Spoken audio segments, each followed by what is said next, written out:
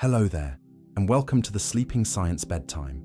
Tonight, we'll drift through the quiet architecture of the self, a place where the mind's unique rhythm shapes the way you meet the world.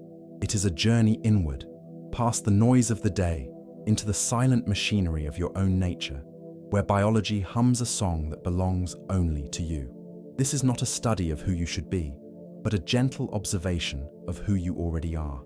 It is a story written in the chemistry of your cells, a narrative of balance and design that has been unfolding since long before you took your first breath. Perhaps the day has been full of demands, asking you to be louder or softer than you felt. That pressure is gone now, leaving only the truth of your own stillness. Let your shoulders rest. Let gravity hold you against the mattress, grounding you in this present moment. There is no need to perform here. No need to adjust the settings of your mind to suit a crowded room. You are safe to simply exist, breathing in the comfortable rhythm of your own body. Tonight, we will drift through the quiet laws of personality, seeing them not as judgments, but as the perfect geometry of your inner world. If this calm space brings you peace, consider sharing it. It helps other wandering minds find their way here too, creating a wider circle of rest. But for now, the focus is entirely on you and the gentle currents flowing through your nervous system. We are going to observe the intricate web of connections that makes you distinct, realizing that every trait and tendency is a masterpiece of evolutionary engineering.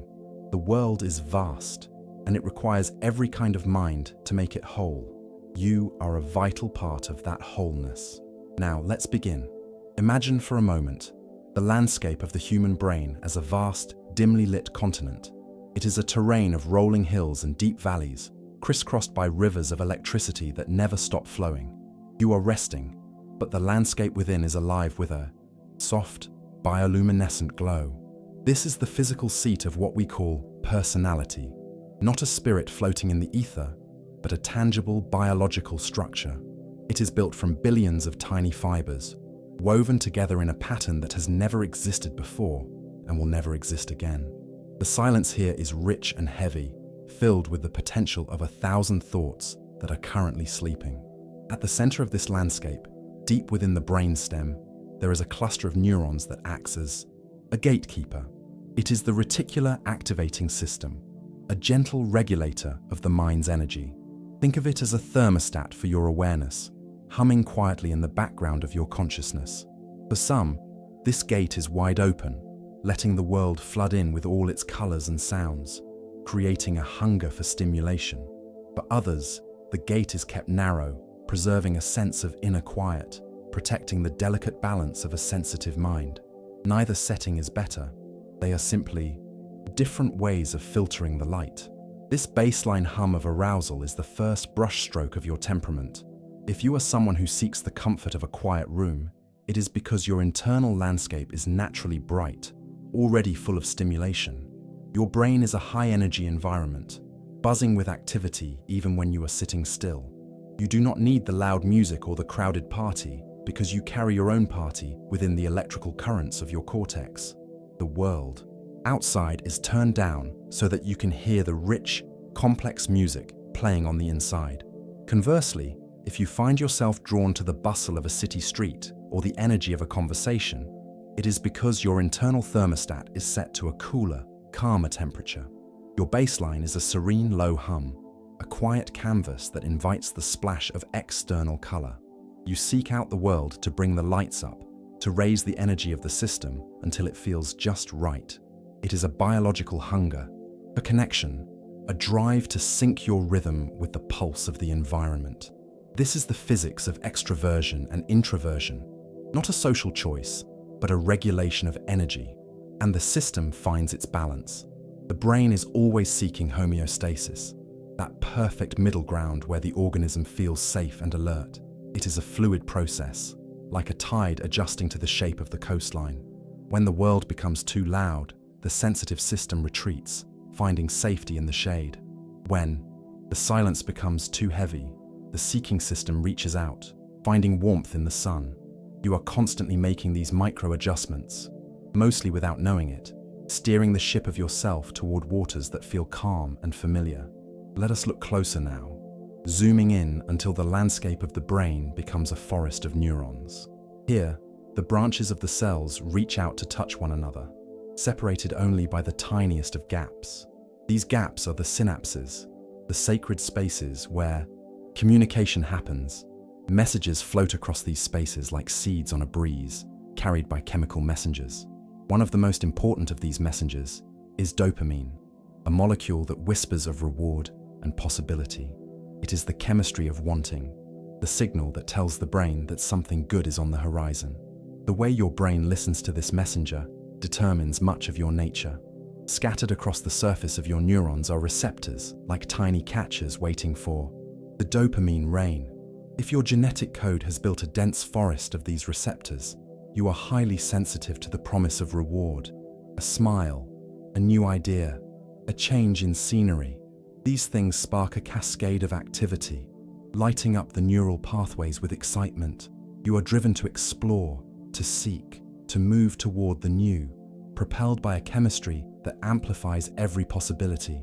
But if your forest of receptors is more sparse, the signal is softer, more muted, you are not driven by the constant itch for more. Instead, you find contentment in what is already here. The chemical shout becomes a whisper, allowing you to focus on the subtleties of the present moment. This architecture creates a personality that is steady, grounded, and less likely to be swept away by the sudden tides of impulse. It is a design for preservation, for careful observation, ensuring that not everyone runs toward the cliff's edge without looking first. There is a profound beauty in this chemical. Diversity. It means that your reaction to the world is not a failure of will, but a triumph of design. When you feel overwhelmed by a chaotic day, it is simply your receptors signaling that the cup is full. When you feel the urge to speak to a stranger, it is your chemistry seeking the spark it needs to thrive. You are a machine built for a specific kind of interaction with reality, tuned to a frequency that allows you to perceive things others might miss. And the current flows without effort. The chemicals drift across the synaptic gaps, docking and releasing in a rhythm that matches the beating of your heart. There is no struggle here, only the seamless operation of a system that has been refined over millions of years. You are witnessing the mechanics of your own mood, the physical substance of your feelings. It is quiet work, happening in the dark, maintaining the stability of your identity while you rest. Deep within the nucleus of every cell, there lies another layer of this. Architecture, the genetic code. It is a library of instructions written on long twisting ladders of DNA, inherited from ancestors whose names have long been forgotten.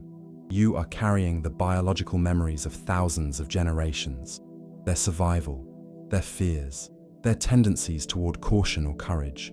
All of these are woven into the double helix that resides in you. You are the latest chapter in an incredibly long story, a vessel for traits that saved lives in a different time.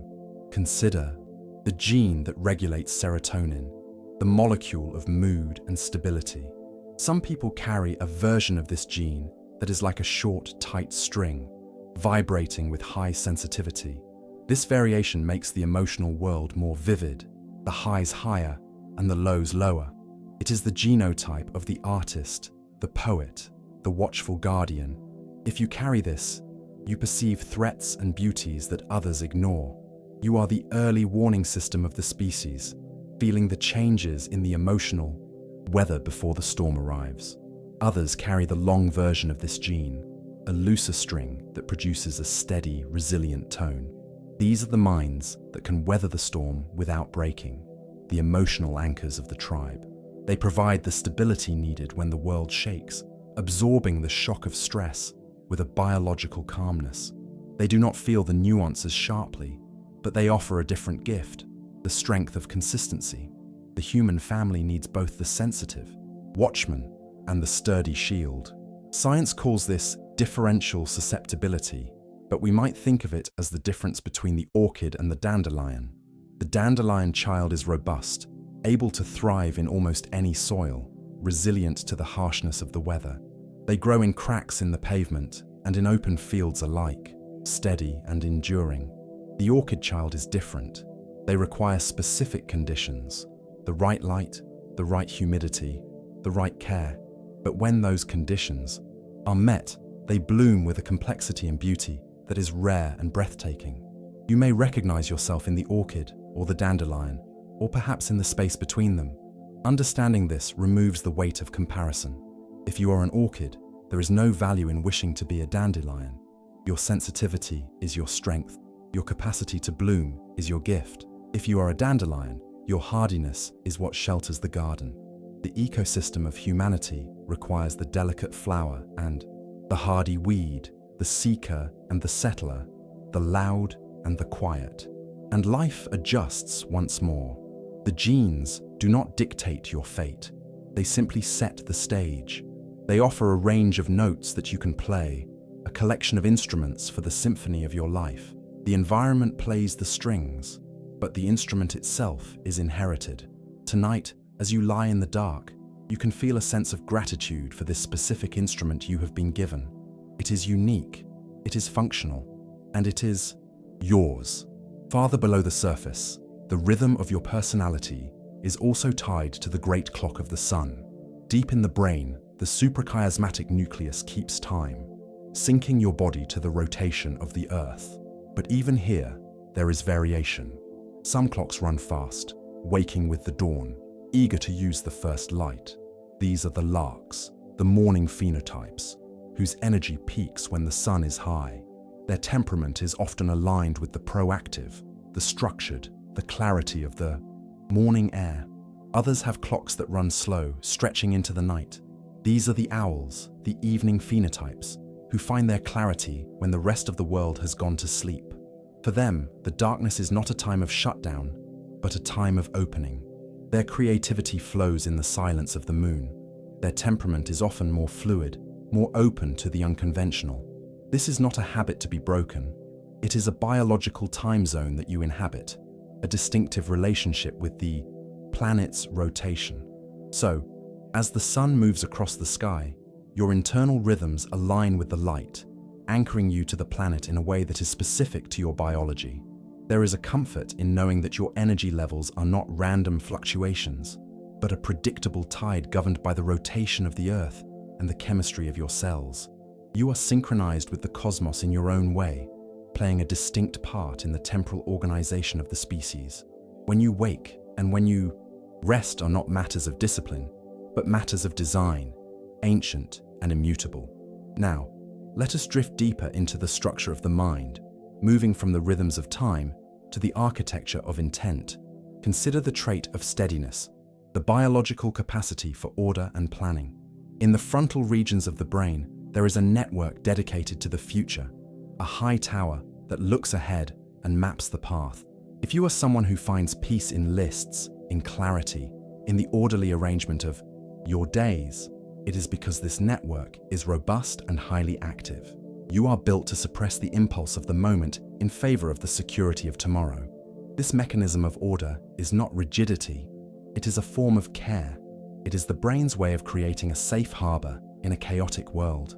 By organizing your environment, you lower the metabolic cost of existence, saving energy by reducing unpredictability.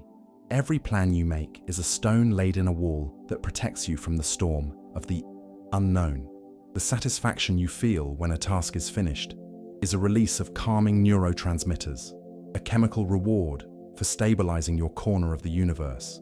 You are the architect, the one who ensures that the foundation holds when the winds blow. But perhaps your mind operates differently, designed not for the straight line, but for the open horizon. There is a personality built on permeability, where the filters that usually screen out information are left deliberately porous. If you are drawn to the new, the strange, and the abstract, it is because your brain is wired to let more of the world in. This is the biology of openness, a state where disparate ideas collide to form new constellations. Your neural networks are less compartmentalized, allowing thoughts to travel across boundaries that might stop another mind. In this state of cognitive fluidity, a sound might evoke a color, or a word might trigger a memory of a scent. You are a traveler in the realm of association, finding links between things that seem unconnected to the rest of the world. This is not a lack of focus, it is a widening of the lens. Evolution preserves this trait because the species needs scouts. those who are willing to wander off the known path to find the hidden valley or the new method. Your curiosity is a survival mechanism, a drive to expand the map of what is known, and the rhythm continues. The balance between the architect and the scout is what keeps the human story moving. One builds the shelter, and the other finds the new land. You may feel the pull of both within you, a gentle oscillation between the desire for safety and the hunger for the new. This tension is natural. It is the engine of growth, the heartbeat of a mind that is alive to the world. You are resting in the space between these forces, held by the gravity of your own nature. Let us turn our attention now to the chemistry of connection, the biological roots of kindness and agreeableness. Deep in the brain, there are circuits that light up not when you receive, but when you give. These are the pathways of oxytocin and opioids, the warm, golden chemicals of bonding. If you are someone who naturally seeks harmony, who feels the distress of others as your own, it is because your system is tuned to the frequency of the group. You are wired for social homeostasis, maintaining the emotional temperature of the tribe. This sensitivity to others is powered by mirror neurons, specialized cells that allow you to simulate the experience of another person within your own mind. When you see a smile, your own motor cortex microflips to mimic that smile, and you feel a ghost of the same joy. If your mirror system is highly active, the boundaries between self and other are soft. You are a natural peacemaker, not out of obligation, but because friction in the social web feels like friction in your own body. You smooth the waters because you are swimming in them. There is a profound intelligence in this softness. In the harsh environment of our ancestors, the ability to read a face or diffuse a conflict was as lethal a weapon as a spear. The cohesion of the group was the only defense against the predator, and the agreeable mind was the glue that held the group together. Your instinct to please, to accommodate, to care is a warrior's trait in a velvet cloak. It is the aggressive pursuit of unity, ensuring that the collective organism survives the winter. Quietly, the system restores itself. The energy you spend on others returns to you in the quiet of the night. As you lie here, the social circuits power down, releasing their hold. You are no longer responsible for the emotions of the room. The mirror neurons rest, reflecting only the dark, peaceful screen of your closed eyelids. You are returning to the center of your own being, gathering the warmth back into your own hearth. It is safe to be alone now, to let the boundaries of yourself firm up and hold you. Consider now the vigilant mind, the one that is always watching. We often speak of anxiety or nervousness as flaws, but in the language of biology, they are high-definition scanners. If you are prone to worry, if you feel the vibration of a threat before it appears, it is because your amygdala is a high-performance instrument. You are the sentinel of the species. While others sleep deeply, your brain keeps a low-level watch, scanning the horizon for the smoke that signals fire. This trait is the reason humanity is still here. In the ancient past, the fearless and the carefree often did not survive the night. It was the warrior, the one who checked the cave entrance 3 times, who ensured the safety of the kin. Your anxiety is a misfiring of this ancient protection in a modern world that is mostly safe. But the intent of the biology is pure love. It is the brain trying desperately to keep you alive. It is a form of fierce, protective care turned inward. When you feel that flutter of nerves, you can thank this ancient guardian for its service and then gently let it know that its watch is over for tonight. You are in a safe place, protected by walls and warmth. The scanner can be powered down. The sensitivity that makes you alert to danger also makes you alert to beauty, to the subtle shift in the light, to the nuance in a voice. You perceive the texture of the world with a heightened resolution, and still, the orbit holds. The spectrum of personality ranges from the thick-skinned to the translucent, and every point on that line is necessary. The world needs the resilient ones who can walk through fire without burning, and it needs the sensitive ones who can feel the heat from a mile away and warn the others. You are not located randomly on this spectrum. You are occupying a specific niche that the ecosystem requires. Your way of being is a functional piece of the huge, invisible puzzle of human existence. Let us float further into the mechanics of motivation. deep in the chassis core of the brain, the striatum waits for instructions. For some, the drive to achieve, to climb, to acquire, is a roaring fire. This is the chemistry of ambition, a dopamine-fueled engine that pushes the organism to dominate the environment. It is the force that builds cities and crosses oceans. If you feel this drive, it is the hum of a high-voltage line running through your center, a desire to impose your will upon the material world. For others, the striatum is quieter, satisfied with maintenance rather than expansion. This is the temperament of the sustainer, the keeper of the garden. There is a deep, abiding peace in simply tending to what is, in watching the cycles of nature without needing to conquer them. This is not a lack of drive, but a different direction of energy, inward, toward depth rather than height. The world relies on the sustainers to maintain what the conquerors build, to nurture the roots while others reach for the sun. Neither the climber nor the keeper is superior. They are the systole and diastole of the civilization's heart. One contracts to push the blood forward, the other relaxes to let the chamber fill. You may feel the rhythm of one more than the other, or perhaps you shift between them as the seasons of your life change. Tonight, however, there is nothing to climb and nothing to maintain. There is only the steady beat of your own existence, independent of what you do or what you achieve. Drift now to the concept of emotional inertia. How, quickly or slowly, your feelings change. Imagine a large body of water. For some, the water is shallow and reactive.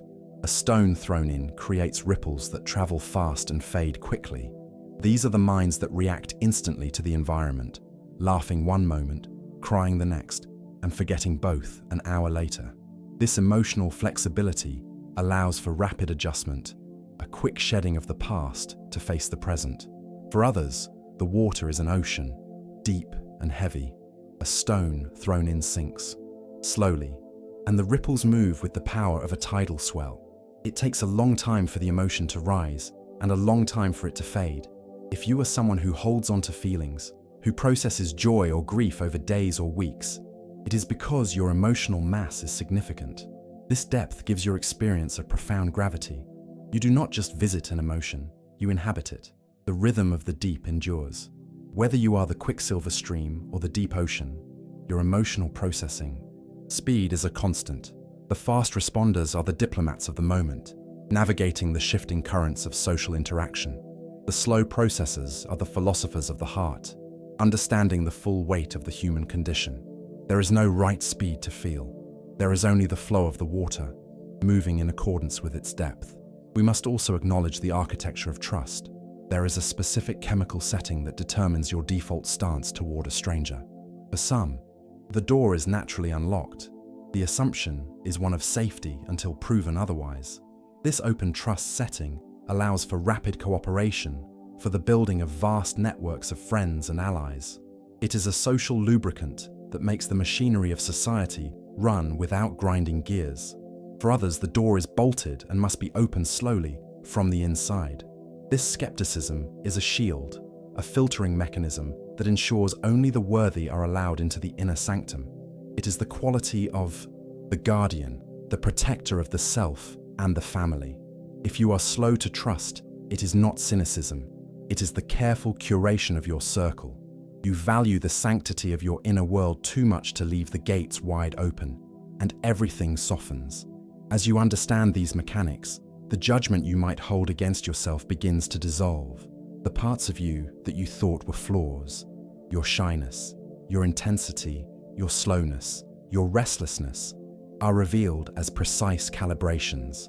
You are a high-fidelity instrument, tuned to a specific key. The music you make is unique, but it harmonizes with the rest of the choir. You are relieved of the burden of trying to be a different instrument. Imagine the DNA within you uncoiling slightly in the relaxation of sleep. It has done its work for the day. The genes that code for your receptors, your enzymes, your structural proteins, they are all humming in the dark, maintaining the blueprint of you. They do not judge, they only build. They are knitting together the fibers of your being, repairing the wear and tear of the day, preparing you to be exactly who you are again tomorrow. There is a deep comfort in this biological determinism. It means you do not have to invent yourself every morning. You wake up into a supportive structure that is already there. The scaffolding of your personality holds you up. You can lean your full weight against it. You can trust your own reactions, your own instincts, because they are the wisdom of millions of years, condensed into a single nervous system. You are resting in the center of a vast web of life, connected to every other human by the shared logic of variation.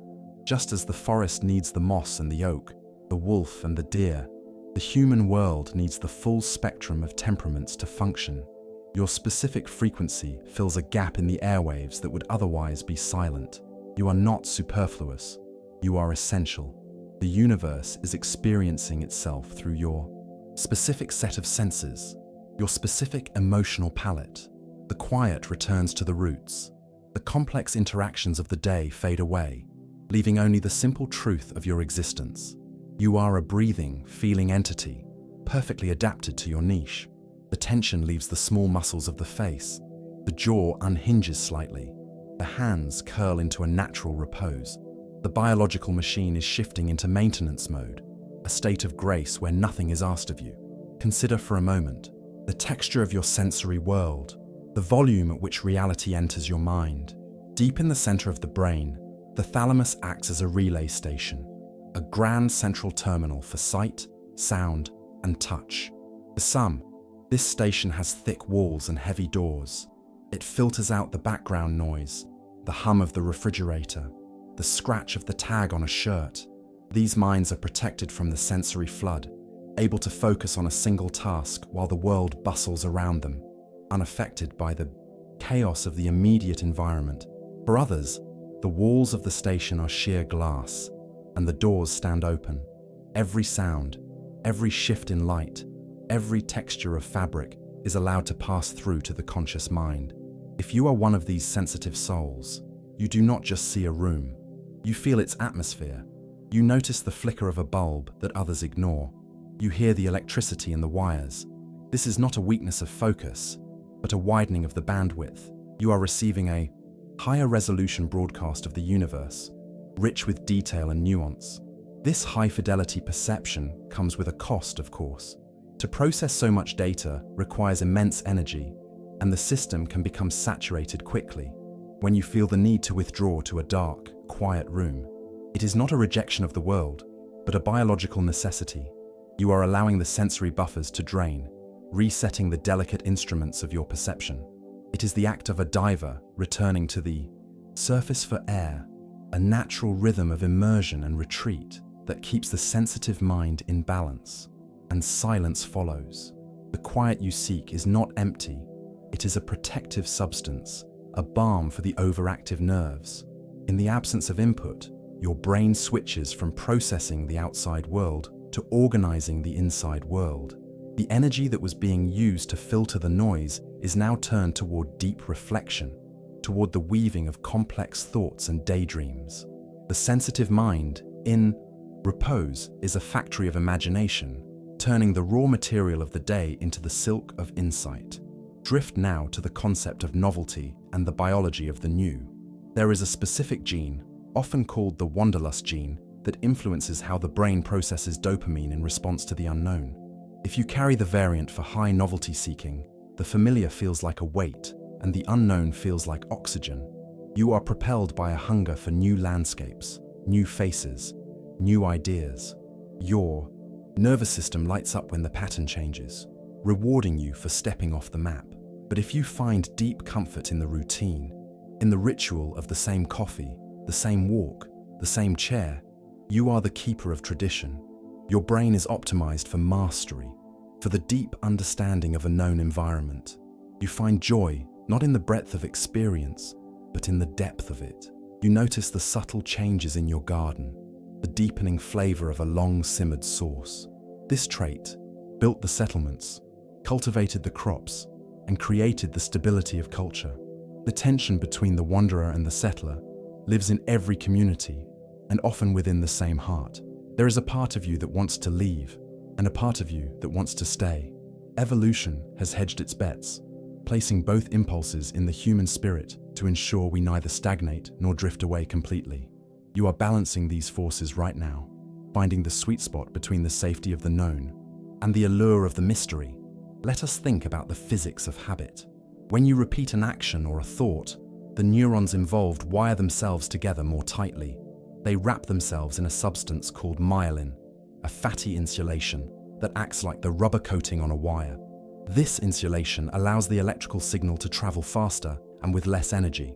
Every habit you have, from the way you brush your teeth to the way you react to stress, is a physical pathway that has been reinforced by repetition. It is a groove worn into the rock of the mind. This is why change feels heavy at first. To create a new habit is to blaze a trail through thick undergrowth, while the old highway of the myelinated circuit is right there, smooth and fast. The brain, ever the economizer of energy, prefers the highway. When you find yourself slipping back into old patterns, it is not a failure of character. It is the path of least resistance in a physical system. Be gentle with yourself in these moments. You are working against the geography of your own biology, carving a new riverbed one stone at a time. But the river does move. With patience, the new path is worn down, the undergrowth is cleared, and the myelin begins to wrap the new circuit. Slowly, the difficult becomes the easy. The conscious effort becomes the unconscious flow. You are capable of this neuroplasticity until your very last day. The landscape of your mind is never finished. It is always in the process of being, sculpted by the gentle pressure of your attention and your choices. The tide moves gently on. The ability to change is matched by the ability to endure. Consider the biology of resilience, the elasticity of the spirit. Some minds are like rubber. They stretch under pressure and snap back to their original shape instantly. These are the people who bounce back from hardship with a smile, their internal structure untouched by the stress. They possess a chemical buffer that neutralizes the hormones of distress quickly, allowing them to return to baseline with ease. Other minds are like clay. They take the shape of the experience. They are marked by what they go through, holding the impression of the event. This is not fragility.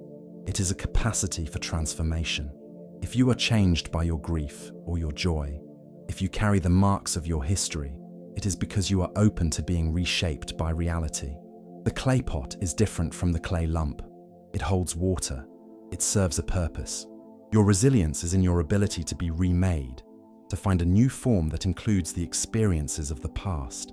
Shift your attention to the social battery, a very real energy reserve within the brain. Every interaction requires a complex dance of reading cues, regulating tone, and predicting responses. For the introvert, this processing is costly. The brain burns through its glucose reserves rapidly during social play. The need to leave the party is a physical signal that the fuel tank is empty. It is not a rejection of the people. It is a request for a recharge. For the extrovert, the dynamic is reversed. The social environment provides the fuel. The presence of others stimulates the production of energizing neurochemicals.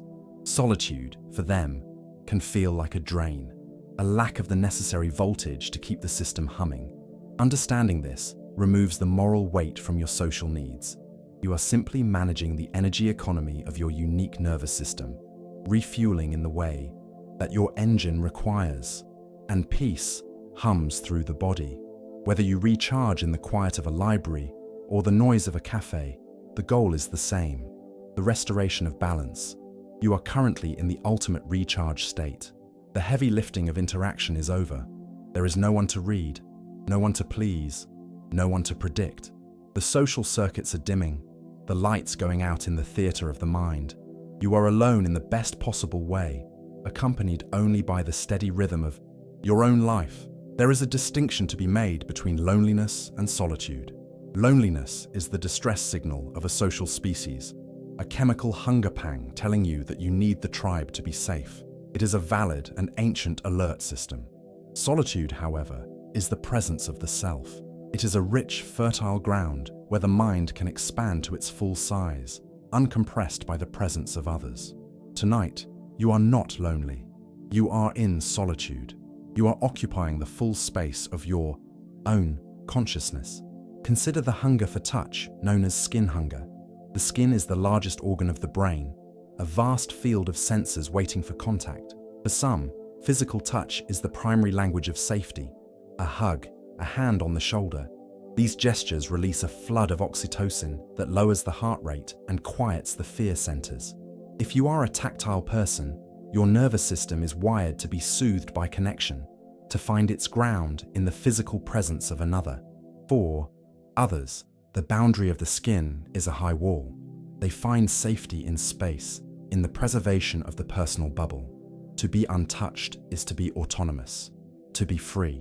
This is not coldness. It is a different calibration of the sensory boundary. The need for personal space is just as sacred as the need for an embrace. It is the need to feel the edges of oneself clearly, to know where you end and the world begins. The rhythm of the deep endures. The negotiation between these needs, for touch and for space, is the dance of intimacy. You are learning the specific coordinates of your own comfort. In the safety of sleep, you are held by the mattress, a constant, gentle touch that demands nothing. The blankets provide a weighted cocoon, satisfying the body's need for containment without the complexity of another person. You are held and you are free. Let us drift to the style of your curiosity. Some minds are like foxes, darting from subject to subject, knowing a little bit about many things. This is diversive curiosity, a wide-angle lens that scans the horizon. If you are a browser, a skimmer, a lover of trivia and varied hobbies, you are the cross-pollinator. You bring ideas from one field to another, creating hybrid thoughts that a specialist might miss. You keep the gene pool of ideas fresh and moving. Other minds are like hedgehogs, curling around one big idea and going deep. This is specific curiosity, a drill that penetrates the bedrock. If you can spend years studying a single period of history, or the mechanics of a single engine, or the movement of a specific star, you are the keeper of depth. You build the foundations of knowledge, sinking the pilings deep enough to support the bridge. The world needs the scan of the fox and the dig of the hedgehog. There is a neurotransmitter called norepinephrine that governs this focus. When it is high, you are locked in, tunnel-visioned, able to exclude everything else. When it is low, your attention is broad and drifting. The modern world often demands a level of focus that is biologically expensive to maintain. If you find your mind wandering, it is not a defect. It is the system reverting to a lower energy state, scanning the environment for the new. You are entering a state of open awareness, which is the birthplace of creativity. And life adjusts once more. The ability to focus and the ability to drift are two gears in the same transmission. You need both. Tonight, the gear is set to neutral. You are neither drilling down nor scanning wide. You are simply idling, the engine warm and quiet. The thoughts that float by are like clouds. You do not need to chase them, and you do not need to analyze them. You can just watch them pass, knowing another one will follow. Think of the way you make decisions. There is a gut brain, the enteric nervous system, lining your digestive tract with millions of neurons. This system communicates directly with your head brain via the vagus nerve. When you have a gut feeling, it is not a metaphor. It is a biological signal from a second center of intelligence. Some people have a high-speed line on this connection. They know the answer before they have the words for it. They are the intuitive navigators. Others rely on the cortex, the slow, methodical processing of the upper brain. They need to weigh the pros and cons, to simulate the outcomes, to run the data. This is the analytical mind, the checker of facts. If you suffer from analysis paralysis, it is simply your cortex doing its job too well, trying to calculate the incalculable. It is a sign of a mind that cares deeply about the outcome, that wants to get it right. But tonight, there are no decisions to be made. The data has been gathered. The analysis is paused. The gut and the head can both rest.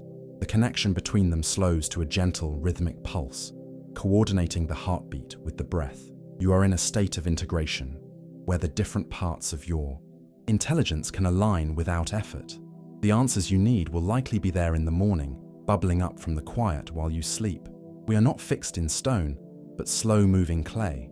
The personality you feel is so solid is actually a fluid process, shifting slightly with every experience, every meal, every night of sleep. You are not the same person you were 10 years ago, and you will not be the same person 10 years from now. This is the promise of growth. You are a story that is still being written, a biological unfolding that has no final destination, only a continuous becoming. As you lie here, the brain is actively reshaping itself. The connections that were used today are being strengthened. The ones that were neglected are being pruned. Sleep is the workshop where this renovation happens. You are being rebuilt, cell by microscopic cell, into a version of yourself that is ready for tomorrow. Trust this process. You do not need to supervise the construction. It happens in the benevolent dark, guided by the wisdom of your DNA. While this renovation continues in the quiet, let us consider the voice that usually fills the silence, the internal narrator. There is a specific network in the brain, known as the default mode network, that comes alive when you stop focusing on the outside world. It is the architect of your daydreams, the weaver of your self-story. For some, this network is a gentle stream, carrying thoughts of the past and future in a lazy, meandering flow. It is a source of comfort, a place to retreat when the world is too sharp. For others, the narrator is more insistent, a constant commentary that analyzes every interaction and rehearses every potential future. If you have a busy mind that struggles to find the off switch, it is because this network is highly connected, a superhighway of self-reflection. It is not a flaw, it is a feature of a mind designed to solve problems even when there are no problems present. It is the evolutionary drive to understand one's place in the tribe, running simulations to ensure you are ready for whatever comes next. But tonight, the narrator can be thanked and dismissed. The simulations are finished. The story does not need another chapter right now. You can gently unhook your attention from the stream of words and let them float away, like leaves on the surface of a river. You are sinking beneath the surface, into the quiet water, where language does not exist, only being. The default mode network yields to the peace of the present moment, and the current flows without effort. In this silence, we can observe the biology of empathy, the mechanism that allows you to feel the world. Deep in the brain, the anterior insula acts as a bridge between your physical body and your emotional awareness. If you are someone who feels a physical ache when you see sadness in another, it is because this bridge is wide and well-traveled. You do not just understand their pain intellectually, you map it onto your own visceral geography. This is the distinction between cognitive empathy, knowing what someone feels, and affective empathy, feeling what they feel. The cool-headed negotiator may have high cognitive empathy, able to read the room without being swept away by it. The compassionate healer works from the affective side, their heart beating in time with the patient. Both forms are vital. One offers solutions, the other offers witness. You carry a specific blend of both, a unique recipe for connection that dictates how you hold space for others. There is also a fascinating overlap in the brain between social pain and physical pain. The same neural alarm system that rings when you burn your finger also rings when you feel rejected or excluded. If you are sensitive to criticism, if a harsh word feels like a blow, it is not a metaphor. Your brain is processing the social threat with the same urgency as a physical injury. It is a testament to how deeply we need one another. Our biology treats isolation as a danger as real as fire. Knowing this softens the blow.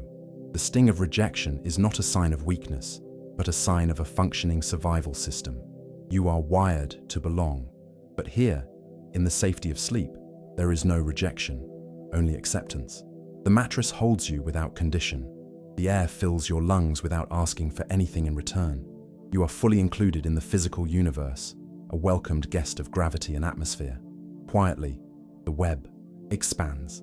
Let us look at the chemistry of courage and caution. The balance between testosterone and cortisol shapes your relationship with risk. If you are a risk taker, a jumper, someone who feels alive on the edge, it is because the chemical reward for potential gain outweighs the chemical warning of potential loss. Your brain calculates the odds and decides the thrill is worth the price. You push the species forward, discovering new territories and testing limits. If you are cautious, a checker, someone who values security over the gamble, your brain weighs the potential loss more heavily. This is the negativity bias, a protective lens that highlights danger to keep you safe. You are the one who ensures the supplies last the winter, who prevents the collective from walking into a trap. The reckless need the cautious to survive, and the cautious need the reckless to evolve. The tension between you is the balance of the species.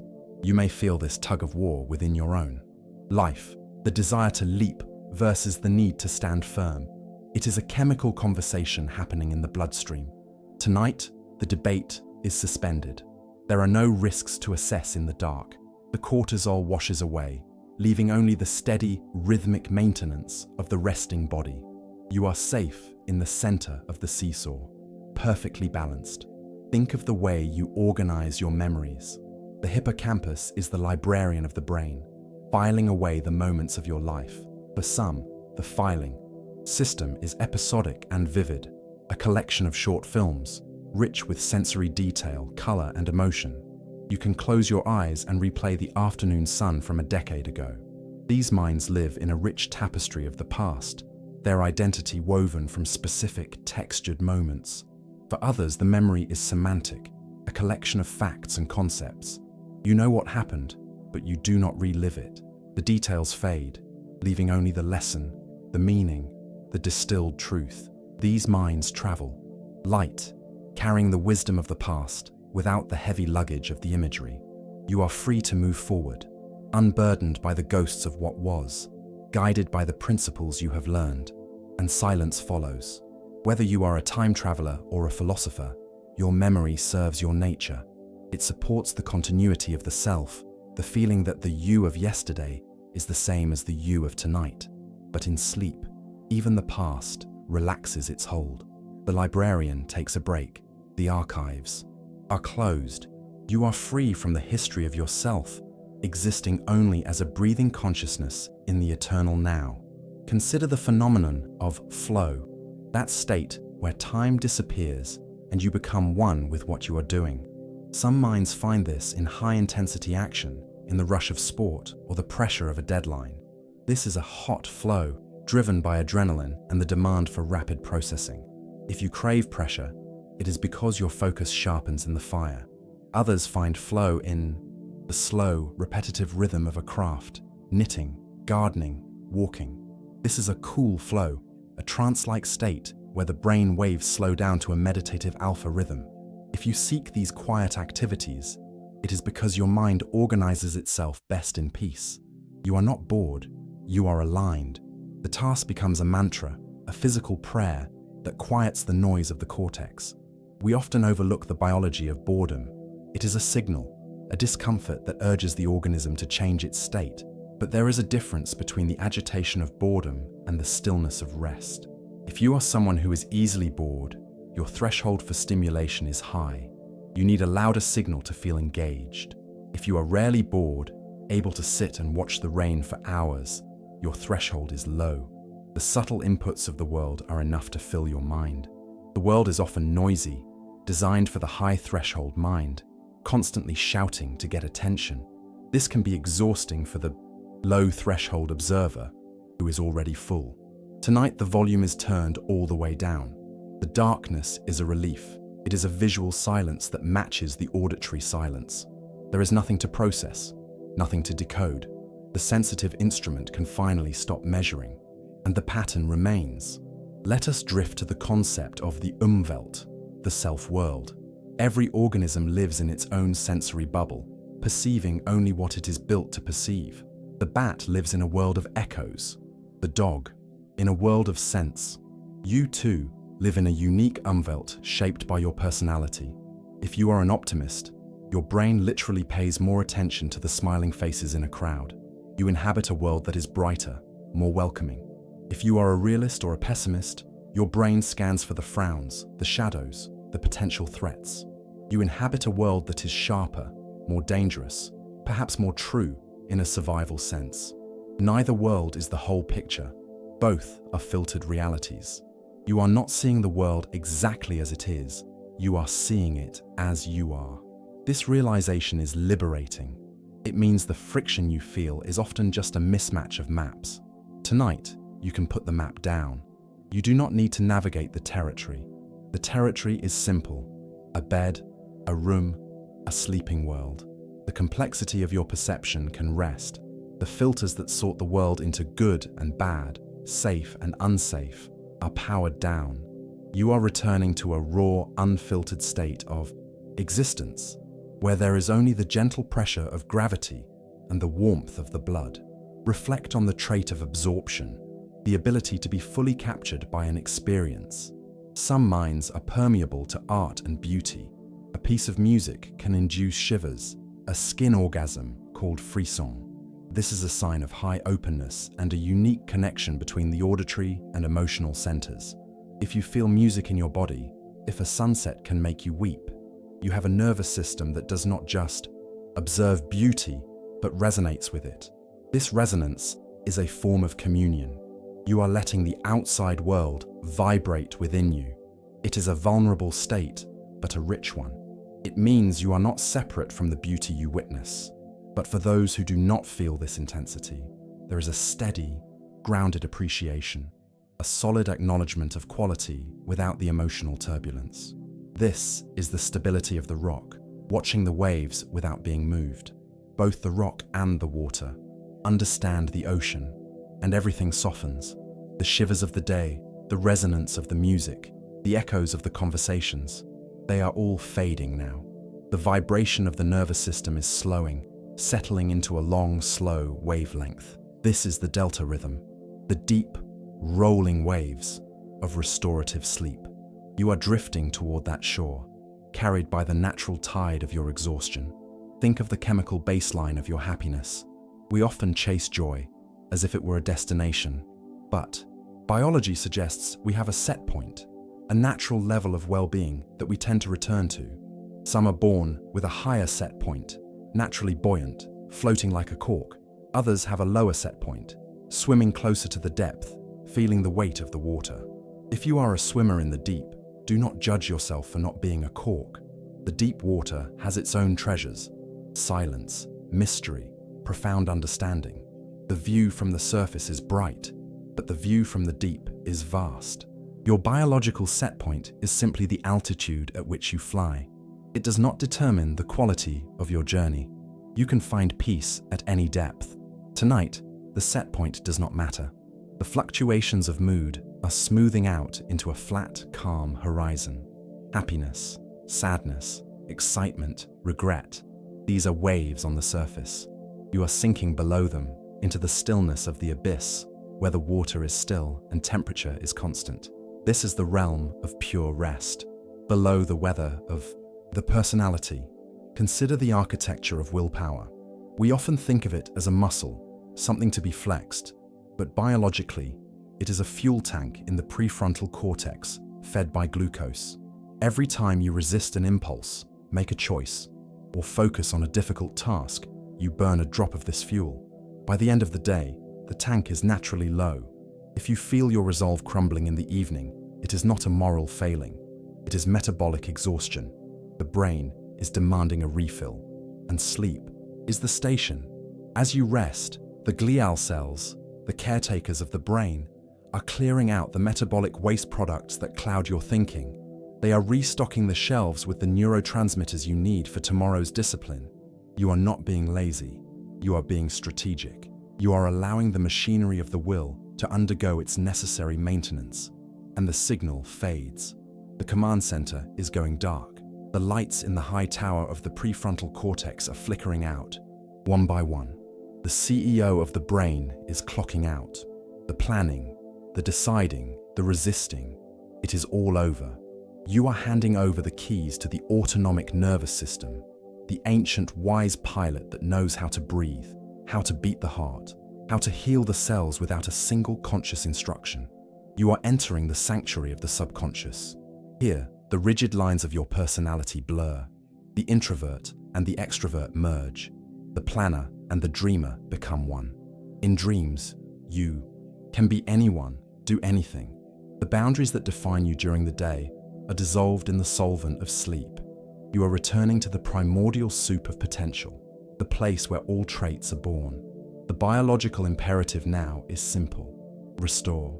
Every system in your body, is aligning toward this single goal. The immune system ramps up, patrolling the corridors of your veins.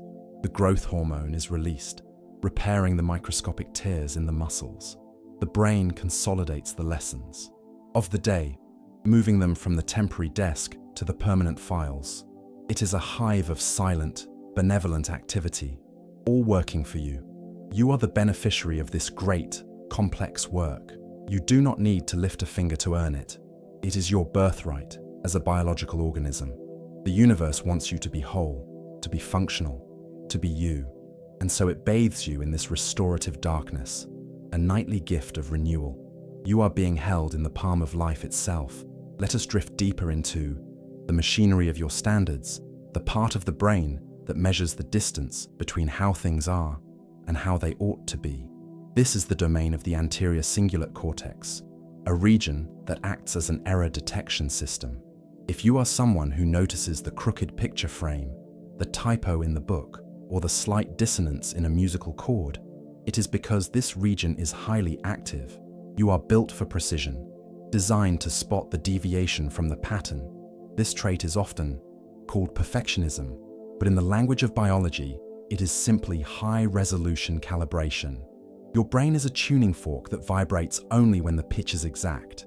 In a chaotic world, this can feel like a burden, a constant nagging to correct and align.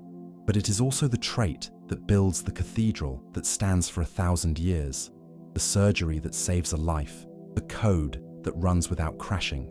You are the keeper of quality, the one who ensures that the entropy of the universe does not win today. But tonight, the error detector can rest. There is nothing here to correct. The darkness is perfect in its uniformity. The silence is flawless. You do not need to straighten the sheets or align your thoughts. The good enough setting is sufficient for sleep. You can let the world be imperfectly beautiful, knowing that your vigilance will be there when you need it again. But for now, the tuning fork is still, and the quiet holds. Consider the biology of conflict, the way your body responds when the harmony is broken. We often speak of fight or flight, but there are other ancient settings, freeze and fawn. If your instinct in an argument is to go silent, to become small and still, you are accessing the freeze response. This is not cowardice. It is the wisdom of the prey animal that knows movement attracts the predator. Your brain is prioritizing invisibility as the safest route to survival. If your instinct is to immediately soothe, to apologize, to fix the mood, you are using the fawn response. This is the biology of appeasement, a sophisticated social strategy that diffuses aggression before it can cause harm. You are the diplomat who preserves the peace of the tribe at the cost of your own immediate needs. Both strategies are valid. Both have kept your ancestors alive long enough to pass their genes to you. You can honor these reflexes without being ruled by them. Now, however, there is no conflict to navigate. The vagus nerve, the long wandering nerve that connects your brain to your heart and gut, is shifting into its restorative gear. It is sending a signal of safety to every organ. The danger has passed. The heart rate slows, the digestion softens, the breath deepens. You are entering the rest and digest state, the biological opposite of defense. You are safe to simply be without fighting, fleeing, freezing, or fawning. Shift your attention to the chemistry of social rank and confidence. The neurotransmitter serotonin is deeply involved in how you perceive your status in the hierarchy. If you naturally step back, preferring to support rather than lead, it is not necessarily a lack of confidence, but a preference for a different kind of influence. There is a biological cost to being the alpha. The stress is higher. The target on your back is larger. The beta position offers safety, stability, and the freedom to observe without being challenged. In this supportive role, you are the backbone of the group, the steady hand that executes the vision. The world is often obsessed with the leaders, but biology knows that a pack of only leaders would tear itself apart. The cooperative, steady nature of the supporter is what allows society to function. You are finding your own equilibrium, a place in the social ecosystem where you feel both useful and safe. The rhythm continues. There is also the prestige strategy of status, gaining respect not through dominance, but through skill and knowledge. If you are the quiet expert, the one people turn to for answers, You have found a path to status that relies on competence rather than force. This is the way of the teacher, the craftsman, the sage. It is a sustainable, low-conflict form of power that grows with time. Let us consider the processing speed of your speech. Deep in the frontal lobe, Broca's area manages the production of language. For some, the connection between thought and tongue is a fiber optic cable. Words pour out instantly, overlapping with thoughts. These are the verbal processors, who find out what they think by hearing themselves say it. The act of speaking is the act of thinking. For others, the connection is more like a carefully curated letter. The thought must be fully formed, edited, and polished in the mind before it is allowed to travel to the mouth. If you are a person of few words, it is because your internal quality control is rigorous. You value the weight of the signal over the volume of the noise. When you speak, people listen because they know you have already done the work of sifting the gold from the sand. Tonight, language itself is unnecessary. The Broca's area is going dormant. You do not need to explain yourself, justify your existence, or articulate a single sentence. The internal monologue is fading into a comfortable hum. You are communicating with the universe in the language of breath and heat, a dialect that is older than words. Stillness travels through the water. Think of the trait of absorptive capacity. How much of the environment you take in. Some minds are like sponges. They soak up the mood of the room. If you walk into a tense house and leave feeling angry, you have introjected the emotional state of others. This is a side effect of high empathy and open boundaries. You are a barometer for the emotional weather. This permeability can be exhausting, but it is also the source of deep connection. It allows you to merge with the joy of a child, the peace of a forest, the excitement of a crowd. The key is the squeeze, the ability to wring the sponge out. Sleep is that squeezing mechanism. As you lie here, the emotions that do not belong to you are being released. They drain away, leaving only your own authentic emotional signature. Consider the biological concept of niche picking. We tend to seek out environments that fit our genetic dispositions. The quiet person builds a quiet life. The active person builds a busy one. If you have felt out of place in the past, it was likely just a mismatch between your organism and its habitat. You are constantly, instinctively moving toward the waters that match your salinity. This means that your comfort zone is not a trap to be escaped, as the motivational posters might say. It is an ecological niche where you thrive. The fern does not apologize for needing shade. The cactus does not apologize for needing sun. You have found, or are finding, the conditions that allow your specific nervous system to flourish. Tonight, your niche is this bed, this dark room, this temperature. It is a perfect fit, and peace lingers. Let us reflect on the duality of the day self and the night self. During the day, your personality is often a performance, a set of behaviors calibrated to achieve goals and navigate society. But at night, the mask comes off. The night self is the raw, unadorned biology. It is the creature that seeks warmth, that dreams, that curls up for safety. This night self is the keeper of your sanity. It knows that the achievements of the day are secondary to the survival of the organism. It prioritizes rest over ambition. Allow the day self to bow to the night self. The manager is stepping down. The caretaker is taking over. There is a profound relief in this transfer of power. Deep in the brain, as you drift, sleep spindles, sudden bursts of brain activity are occurring. These are the weavers of memory. They are stitching the new information you learned today into the tapestry of what you already know. But they are selective. They are deciding what is worth keeping and what can be discarded. This is the biology of wisdom, the art of forgetting the trivial to preserve the essential. You do not need to hold on to the awkward glance, the forgotten key, the minor irritation. The brain is pruning these away, clearing the clutter. Tomorrow, you will wake up lighter, with only the lessons that matter. It is a nightly act of forgiveness, wiping the slate clean of the static so the signal can remain clear. The current flows without effort. We must also acknowledge the seeking system, driven by the ancient urge to explore. Even in sleep, this system has a role. It fuels the dreams that take you to strange lands, that let you fly or breathe underwater. Your curiosity does not die when you close your eyes. It simply changes its vehicle. You are about to embark on a journey where the laws of physics do not apply, guided by the limitless potential of your own mind. Think of the biological basis of hope. It is not just a wish, it is a neurochemical state, a combination of endorphins and dopamine that allows the organism to endure present discomfort for a future reward.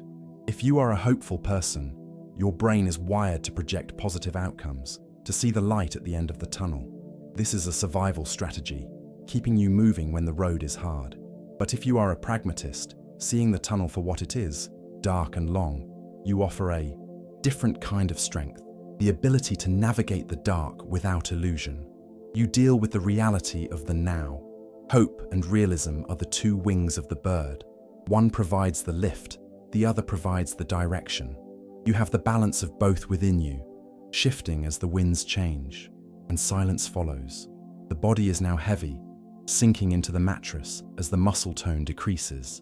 This is atonia, a natural paralysis that prevents you from acting out your dreams. It is the ultimate safety lock, keeping you grounded while your mind wanders. You are held fast by your own biology, anchored in the harbor while the ship of your consciousness sails out. There is a final release of the shoulds. The biological imperative is to be efficient, and guilt is an inefficient use of energy. Nature does not guilt the tree for growing crooked, nor the river for changing course. You are a natural phenomenon, as valid and justified as the rain or the wind. The shape of your personality is the shape of your survival. You can let go of the wish to be someone else. You can lay down the heavy burden of comparison.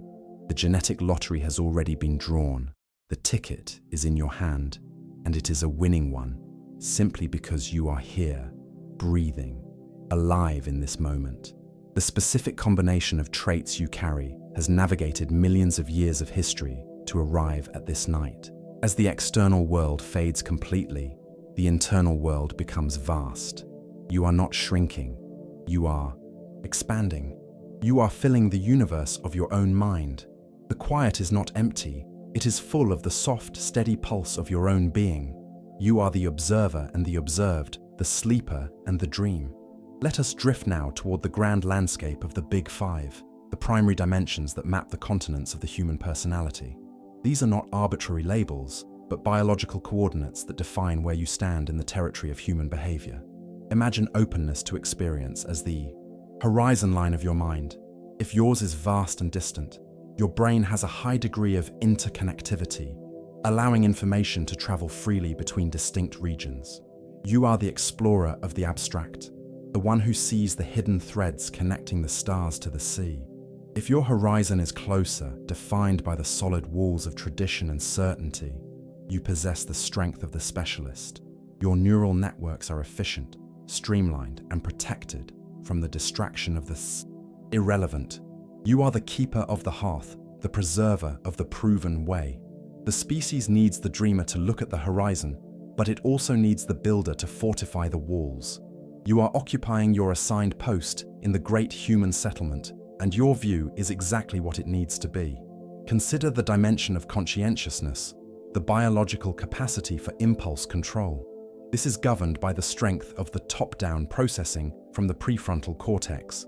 If you are disciplined, organized, and duty-bound, it is because this control center is robust, able to override the immediate whisper of desire for the long-term shout of the goal. You are the planner, the reliable engine that keeps the community moving forward through the winter. You are the biological promise that the work will be done. But if you are spontaneous, flexible, perhaps a bit chaotic, your brain is wired for bottom-up processing, where the sensory input of the moment takes precedence. You are the improviser, the one who can pivot when the plan fails. While the planner is paralyzed by the disruption of the schedule, you are already dancing with the new rhythm. Evolution preserves the unconscientious because the world is unpredictable, and sometimes the rigid plan is a trap. Your flexibility is a survival asset. The current flows without effort. We revisit the spectrum of extraversion, seeing it now as a sensitivity to reward. The extroverted brain is a treasure hunter, constantly scanning for the gold of social interaction and activity. It is a high-energy state, vital for the gathering of resources and the building of alliances. If you are one who rallies the troops, who brings the energy to the room, you are the social catalyst, the spark that lights the fire of the group. The introverted brain, however, finds the treasure within. It does not need to hunt, for it is already sitting on a gold mine of internal reflection. The biological cost of social hunting is too high, and the internal reward is sufficient. If you are the quiet observer, you are the deep well of wisdom, the reservoir that remains full when the river runs dry. The catalyst burns bright and fast, the reservoir endures. Both are necessary forms of energy management, and the quiet holds. Think of agreeableness not as politeness, but as the biological prioritization of social harmony over self-interest. If you are high in this trait, your brain processes conflict as a form of pain. You are the glue of the tribe, the nurturer who ensures that the bonds between individuals remain strong. You sacrifice for the whole, driven by an instinct that says, "We" is more important than "I." You are the peacemaker, essential for the cohesion of the pack. If you are lower in this trait, more competitive or skeptical, you are the challenger. You are the one who asks the hard questions, who refuses to accept the consensus just to be nice. You protect the tribe from bad ideas, from groupthink, from the comfort of a lie. Your edge is sharp, but it cuts through the confusion. The peacemaker soothes the wound, but the challenger removes the thorn. You are playing a distinct and vital role. Finally, consider the trait of neuroticism, which we might gently rename as sensitivity to threat. This is the volume knob on your alarm system. If yours is turned up, you feel the vibrations of the world intensely. You are the first to smell the smoke, the first to sense the shift in the mood. It is a heavy burden to carry, this constant vigilance, but it is a gift to those you love. You are the watchful guardian who ensures safety. If your volume is turned down, you are the emotional anchor. You can stand in the middle of the storm and not sway. You provide the calm center that the sensitive ones can hold on to. You do not see the threats as clearly, but you offer the strength to endure them. The watchful guardian and the steady anchor, together, they create a system that is both safe and stable. You are half of a perfect whole, and life adjusts once more. As you lie here, the unique combination of these 5 dimensions forms the specific fingerprint of your personality. You are not just one thing. You are a complex chord, a harmony of high and low notes. Perhaps you are an introverted explorer, or a sensitive leader, or a spontaneous guardian. The complexity is the point. The infinite shuffling of these genetic cards ensures that no two humans are ever playing exactly the same hand. This variation is the noise in the genetic signal that allows nature to solve problems. If we were all identical, a single new virus or a single climatic shift could wipe us out. But because we are different, because we have the anxious and the brave, the open and the closed, the species is resilient. Your specific personality is a survival strategy that has been vetted by millions of years of life. You are a successful experiment. Deep within the brain, a microscopic cleaning process is now beginning. It is called the glymphatic system. As your neurons shrink slightly in sleep, the space between them opens up by 60%. This allows the cerebrospinal fluid, the clear, clean water of the brain, to wash through the tissue. It flows like a tide, sweeping away the metabolic toxins that have built up during the day. This is the physical cleansing of the mind. This washing away is not just chemical. It is conceptual. The rigid thoughts of the day, the stuck patterns, the repetitive worries, they are all being loosened by this flow. The brain is literally rinsing itself clean. You can visualize this gentle, rhythmic tide moving through the intricate corridors of your cortex, carrying away the debris of stress, leaving the structure sparkling and renewed. The current flows without effort. The energy that you spent today being you, maintaining your mask, fighting your impulses, managing your emotions, is being replenished. Personality is expensive. It costs sugar and oxygen to maintain. Sleep is the deposit into the bank account. You are refilling the reserves so that you can afford to be yourself again tomorrow. It is a generous biological stipend. Consider the phenomenon of synaptic pruning. The brain does not just clean, it edits. During the deep, slow-wave sleep you are approaching, the connections that are weak or unnecessary are disconnected. The noise is removed to clarify the signal. You are shedding the temporary you of the day to reveal the permanent you of the core. It is a nightly return to the essential, a carving away of the superfluous. This is why problems often look different in the morning. The confusion has been pruned away. The emotional charge has been washed out by the fluid. You wake up with a brain that has been renormalized, reset to its optimal baseline. You do not need to figure anything out right now. The mechanics of your biology are doing the solving for you. You are the sleeping passenger in a self-driving vehicle that knows the way home, and silence follows. Think of the concept of the adaptive unconscious. Beneath the surface of your personality, there is a vast, silent ocean of processing that handles 90% of your life. It drives your car, it chooses your words, it reads the faces of strangers. It is smarter, faster, and older than your conscious mind. Tonight, you are sinking into this ocean. You are reconnecting with the deep wisdom that operates without words. This deep mind is where your intuition lives. It is the storehouse of every pattern you have ever seen. When you trust your gut, you are trusting this silent giant. In sleep, the barrier between the small conscious I and this vast unconscious ocean dissolves. You are becoming whole again, rejoining the greater part of yourself. You are not losing control. You are handing it over to the most competent part of your being. Imagine the social ecosystem as a vast, ancient forest.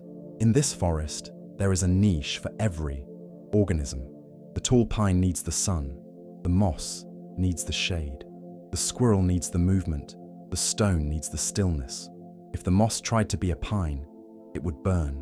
If the pine tried to be moss, it would starve. You have a niche in the human forest that is yours alone. We often suffer because we try to grow in a niche that was not made for us. We try to be loud when we are made for quiet, or still when we are made for motion.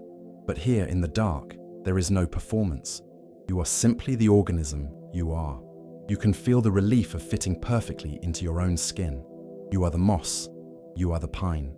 You are exactly what the forest requires at this coordinate. The rhythm of the deep endures. This ecological view of personality brings a profound peace. It means that your limitations are actually the edges of your definition. You cannot be everything, because if you were everything, you would be nothing specific. Your inability to be someone else is the proof of your own reality. You are defined as much by what you are not as by what you are. The mask you wear for the world, the persona, is drifting away. It is a necessary tool for the marketplace, a shield for the tender parts of the self, but it is heavy.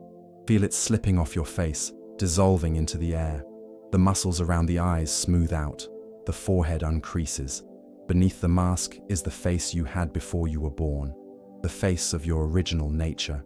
Consider the release of status anxiety. In the waking world, we are constantly measuring our rank, our worth, our place in the line. This is a biological drive, regulated by serotonin, but it is exhausting. In the sleeping world, there is no hierarchy. There is no king, no servant, no winner, no loser. There is only the democracy of breath. You are equal to every other sleeping being on the planet, and everything softens. The cortisol that drives the stress response is at its lowest point. The adrenal glands are resting. The chemical signals that say hurry, achieve, defend are silent.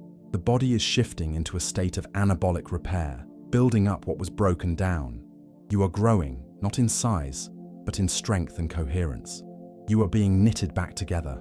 There is a concept in biology called goodness of fit. It is the harmony between an organism and its environment. When the fit is poor, there is friction and stress. When the fit is good, there is flow and ease. Tonight, the fit is perfect. Your body fits the bed. Your lungs fit the air. Your mind fits the darkness. You're experiencing a moment of total biological congruency. We often hide our shadow traits, our anger, our selfishness, our fear. But in the architecture of the mind, these are structural pillars. Fear is the foundation of safety. Anger is the guardian of boundaries. Selfishness is the root of self-preservation. You do not need to excise these parts of yourself.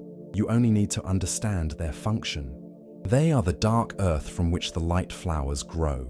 Deep in the cells, the mitochondria, the tiny power plants, are changing their rhythm. They are moving from energy production to cellular maintenance. They are repairing the DNA, fixing the microscopic errors that occurred during the replication of the day. You are being healed at the level of the atom. It is a silent, invisible miracle that happens every night, requiring nothing from you but your surrender. The genetic code that built you is timeless. It has been passed down, hand to hand, cell to cell, for billions of years. You are the current custodian of this flame. The personality you have is a variation of a theme that has been played since the beginning of human time. You are not alone in your experience. You are echoing the lives of countless ancestors who felt the same quiet, the same worry, the same hope. You are an unbroken chain of life, the resilience that allowed your ancestors to survive the ice ages, the plagues, the famines. It is woven into your nervous system. You are built to endure. The anxiety you sometimes feel is just the echo of their vigilance. The joy you feel is the echo of their survival. You are the living result of their success. As we move toward the deepest phase of rest, the concept of I begins to blur even more. The separation between the observer and the darkness fades. You are not looking at the dark, you are part of it. The consciousness that usually focuses outward is turning inward, curling around itself like a sleeping animal.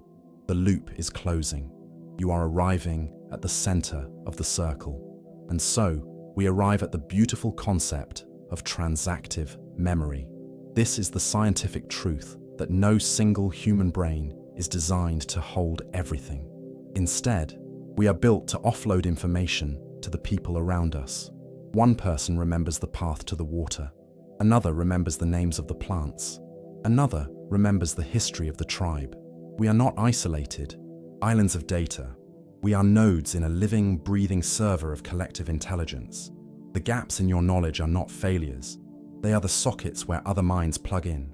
This realization lifts the heavy weight of needing to be omniscient. You do not need to be the expert in everything. It is biologically sufficient to be the expert in your own small corner, trusting that others are tending to theirs. The peace you feel when you ask for help is the relief of the system working as designed. You are acknowledging your place in the web, allowing the current of information to flow through you rather than stopping with you. The network endures. It is invisible, but it is as real as the roots that connect a grove of aspen trees. Beneath the soil, the roots share nutrients, supporting the weak and signaling the strong.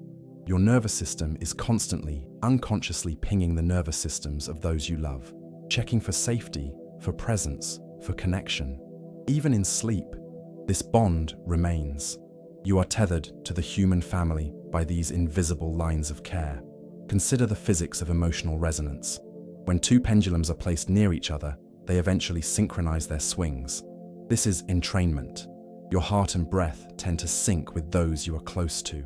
This is why the presence of a calm person can slow your pulse without a word being spoken. You are a biological instrument that vibrates in sympathy with the orchestra around you. This is the power of co-regulation. We often think of self-soothing as the ultimate goal, but biologically, we are designed to be soothed by others. The mother calms the child, the partner calms the partner. It is a loan of regulatory strength from one nervous system to another. Tonight, even if you are alone in the room, you can borrow the calm of this narration, letting your rhythm slow down to match the steady pace of these words.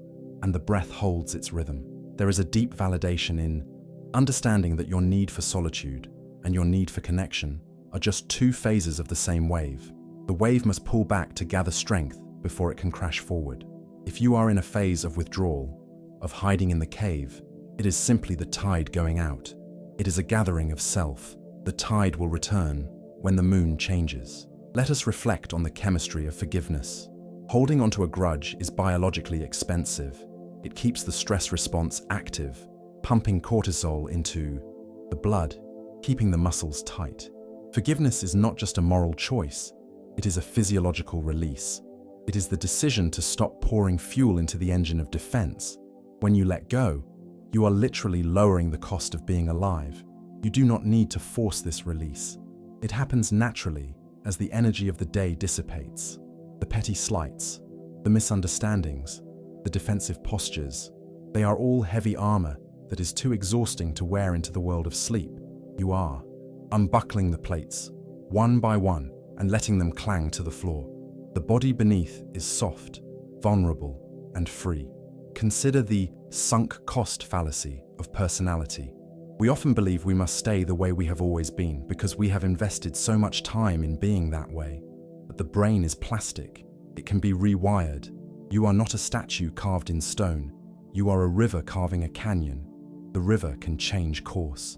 If a trait no longer serves you, the water can slowly, gently find a new path, and life adjusts once more.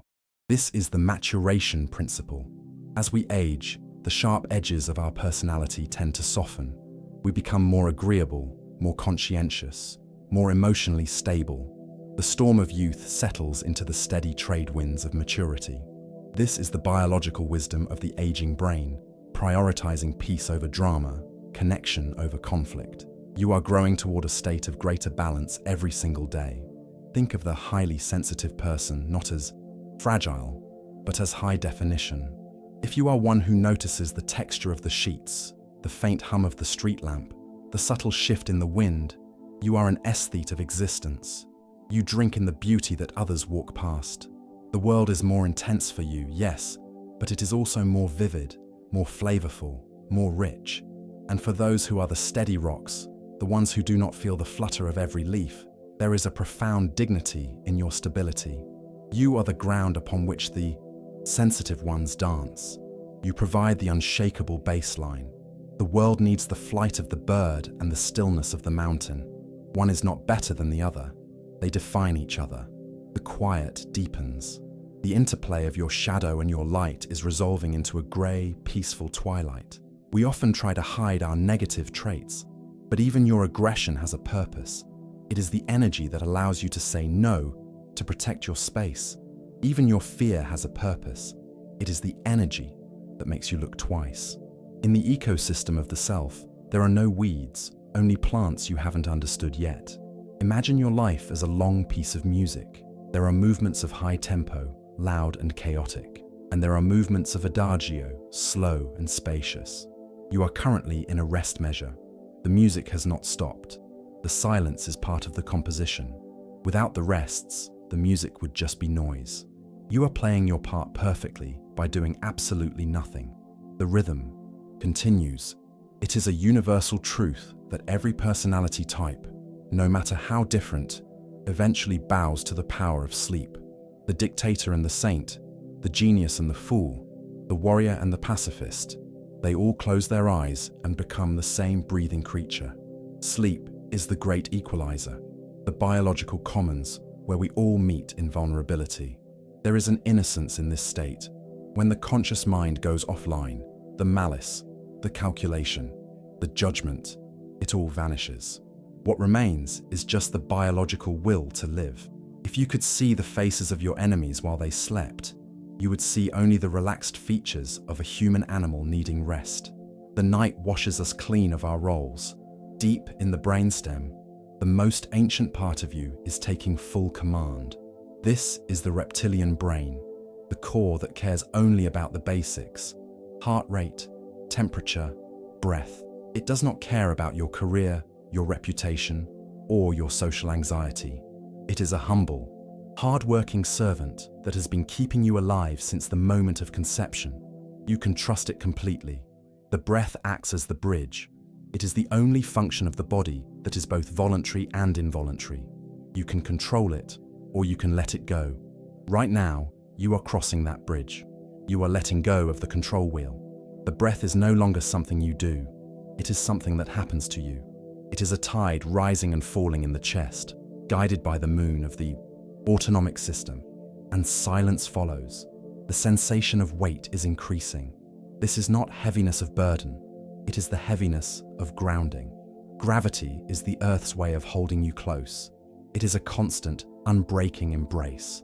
You are being pulled gently against the surface of the bed, secured against the rotation of the planet. You are not floating away. You are held. The edges of the eye are beginning to blur. The sharp distinction between where you end and the darkness begins is softening. This is the dissolution of the ego, the small self melting into the large self of the universe. It is not a death, it is a homecoming. You are returning to the state of unity from which you emerged. The darkness of the room is not empty space. It is a velvet wrapping. It is a sensory blanket that protects you from the stimulation of the light. Your visual cortex is resting, no longer bombarded by photons. The blackness is a kindness, a visual silence that allows the inner eye to close. You are safe in this soft, dark cocoon. Everything is slowing down. The thoughts that drift by are slower, vaguer, less defined. They are losing their sharp edges, turning into shapes and colors. You are moving from the logic of prose to the logic of poetry. The strict laws of cause and effect are loosening their grip. You are entering the dream time where anything is possible. The mind is becoming a calm lake. The ripples of the day have reached the shore and faded away. The surface is glass, reflecting the stars of your own potential. There is no wind to disturb the water. The mud has settled to the bottom, leaving the water clear and deep. You can see all the way down to the stillness, and the network endures. You are connected to every other sleeper in this time zone, a vast chorus of breathing bodies. You are part of a rolling wave of rest that moves around the planet, following the shadow of the Earth. You are never alone in sleep. You are joining the night shift of humanity, the quiet guardians of the dream. Your personality, that complex, beautiful architecture, is still there, but it is in standby mode. The lights are off in the building. The structure is sound. It will be there in the morning. But for now, it is just a silhouette against the night sky. You are free from the need to inhabit it. You can just be the space around it. There is a profound peace in being nobody. For these hours, you have no name, no history, no future. You are simply a center of awareness, a point of pure being. This is the refreshing of the soul. You are dipping your cup into the well of non-existence, drinking the cool water of oblivion. The biological machine is humming quietly. The heart is a steady drum. The blood is a warm river. The intricate chemistry of your cells is performing its silent ballet. You are a universe of activity, all organized for the single purpose of your renewal. You are the beloved child of the cosmos, cared for in every detail, and life adjusts once more. The final resistance is melting away. The jaw is loose, the hands are open, the feet are heavy. The body has fully accepted the invitation to rest. There is no tension left to hold you up. You are fully supported by the bed, fully supported by the biology, fully supported by the night. The path is clear now. The gate is open. You are walking slowly into the garden of sleep. The air is cool and sweet. The light is dim and silver. You have arrived at the destination. There is nothing left to do. There is nothing left to think. There is only the gentle, rhythmic rising and falling of the chest. The frequency of your brain is now slowing to the deep, resonant hum of the delta wave. These are the largest, slowest waves the brain can produce, occurring only when the external world has completely fallen away. It is the rhythm of the ocean floor far beneath the storms of the surface. In this state, the healing is profound. The memories of the self are stored safely away, and the pure biology of the organism takes precedence. You are vibrating at the frequency of deep restoration, a slow, steady pulse that echoes the rotation of the earth itself. There is a final, gentle decoupling of the mind from the personality. The traits that define you, the shyness, the boldness, the worry, the calm, are laid aside like garments on a chair. They will be there for you in the morning, refreshed and ready to be worn again. But for now, you are naked of all definition. You are simply life, warm and breathing, unburdened by the need to be any specific kind of person. You are free from the architecture of identity, floating in the open space of existence, and silence remains. The millions of neurons that have been firing all day, passing messages and sparking thoughts, are quieting down. They are synchronizing, firing together in long, slow bursts of rest. It is like a vast choir taking a collective breath, holding the silence together.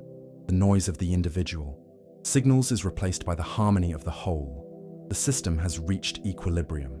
The energy usage drops, the temperature cools. The machine enters its most efficient state. You are resting in the certainty of your own design. There is no error in you. The way you are wired is the way you are meant to be wired. The sensitivity you carry is a sensor. The resilience you carry is a shield. The entire spectrum of your behavior is a valid expression of nature's genius. You can stop trying to fix what was never broken. You can simply inhabit the house of your body with gratitude, knowing it was built to last. Everything is heavy now, weighted with the sweet gravity of sleep. The eyelids are sealed, not by force, but by the natural release of the lifting muscles. The eyes are turned inward, looking into the velvet dark. The ears have stopped reaching for sound. The skin has stopped reaching for texture. The senses are drawing the curtains, one by one, closing the house for the night. The world outside continues, but it does so without your supervision. You are released from your watch. The current flows without effort. You are drifting on a raft of calm, carried by the river of your own biology. The river knows where it is going. It flows toward the ocean of dreams, toward the deep recharge of the night. You do not need to paddle. You do not need to steer. You only need to lie back and let the current take you. The water is warm, the flow is steady, and the destination is assured. If this journey through the architecture of the self has brought you peace, know that this quiet space is always here. You can return to it whenever the noise of the world becomes too loud, finding your way back to the simple truth of your own nature.